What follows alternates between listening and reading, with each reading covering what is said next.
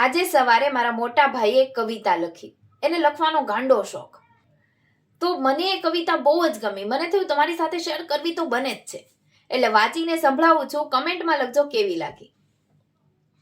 ઉપર છેલ્લું હાસ્ય કરતો જાય છે માણસ, અંદરથી ઈર્ષ્યાથી બળતો જાય છે માણસ. ગાડરિયા પ્રવાહમાં દોડતો જાય છે માણસ, ફૂલ કપડે પણ ખુલ્લો પડતો જાય છે માણસ.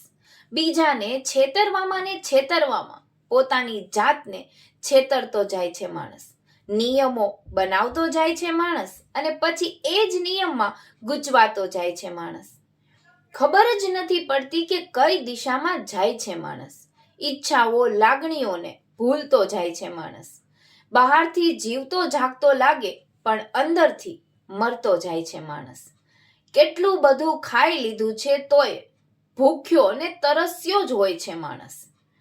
દુનિયામાં ઘણું બધું ખોટું થાય છે તો પણ આંખો બંધ કરીને ચાલતો જાય છે માણસ. કેવી લાગી ને કમેન્ટમાં લખીને જરૂર બતાવજો.